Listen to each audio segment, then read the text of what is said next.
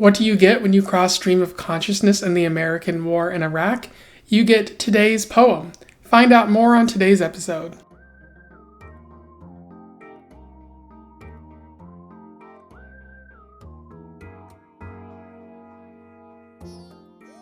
Welcome back to Around the Weird, a booktube channel where I talk about all the unusual and out of the ordinary literature that I have found in my travels. Today, it is Poetry Thursday, as I said in the intro, and so I want to talk about some poetry that has interested me as of late, and it is also Black History Month, so I wanted to focus on a poet of color, a Black poet that I found. And today's poem is all about stream of consciousness and, of course, the American war in Iraq. I am referring to I Don't Usually Talk to Strangers by Claudia Rankine. For those who don't know, Claudia Rankine is a Jamaican-American poet who has been writing since the 1990s. They've been writing a few lyric books, which are just like books that use the poetic form rather than separate poems. It's all just one long poem. Don't encounter too much of that, but it does exist out there. And even this poem comes from a section of a book called Don't Let Me Be Lonely, which I haven't read, but I would be very interested in checking out more of, given that I'm highlighting a poem from it. Claudia Rankine has won a number of awards, including the New York Times Bestseller Award and the NAACP Image Award, which is pretty groovy.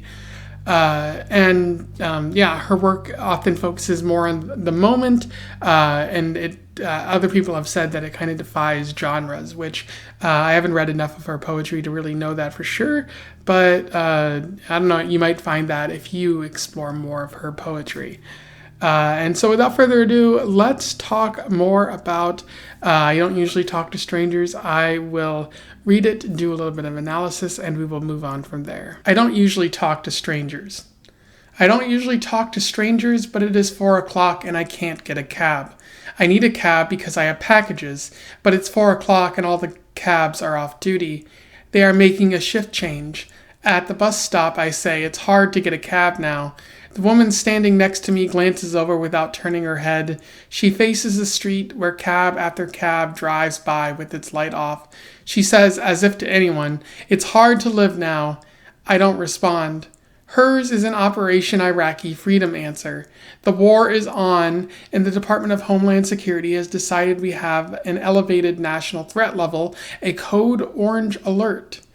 I could say something, but my packages are getting heavier by the minute, and besides, what is there to say since rhetorically it's not about our oil under their sand, but about freeing Iraqis from Iraqis, and Osama is Saddam, and Saddam is the man who tried to kill my father, and the weapons of mass destruction are, well, invisible, and Afghanistan is Iraq, and Iraq is Syria, and we see ourselves only through our own eyes and the British, but not the French, and Germany won't and Turkey won't join us, but the coalition is inside Baghdad, where the future is the threat the Americans feel they can escape, though there is no escaping the Americans because this war is about peace. The war in Iraq is really about peace, trying to make the world more peaceful.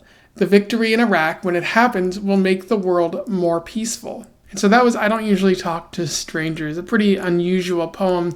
The first thing worth noting about it, before I get to the narrative, is that it is in prose form, which is just fascinating. It's you don't usually see poems in prose form, although there are a couple of poets who do it, and I have talked about a couple of them on this channel before.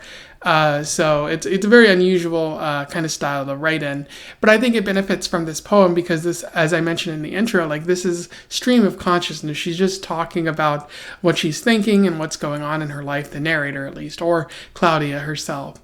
And so you have this person just kind of going off, and it's all just one block of text giving you insight to what they're saying, what's going on in their in their mind. In terms of narrative, there's not really a lot going on here. The narrator can't get a cab; they're waiting for a bus, and then they sort of go on a tangent about Operation Iraqi Freedom and some of the politics of that specific war. And it's very interesting what she says when talking about Operation Iraqi Freedom. Like she goes like, it's about freeing Iraqis from Iraqis, and Osama is Saddam, and Saddam is the man who tried to kill my father, which is in quotes, so someone else is saying that. And the weapons of mass destruction are, well, invisible. And Afghanistan is Iraq, and Iraq is Syria, and we see ourselves only through our own eyes, and the British, but not the French. And that's just like one long run-on sentence, again, getting at the stream of consciousness, but highlighting some critiques of American foreign policy around 2003 and 2004. Specifically noting that a lot of the time American, like the president and the Department of Homeland Security tried to equate Osama and Saddam together, even though they weren't really similar too much. And just saying like Afghanistan is Iraq and these countries are interchangeable, indicating that it doesn't really matter where you do the war because the United States wants to do war in the Middle East. It seems they've been wanting to do that for the past 40 or so years, because this has been going on since the 70s and even before then. And highlighting how the French didn't want to join Operation Iraqi Freedom, which was probably a good choice on their part.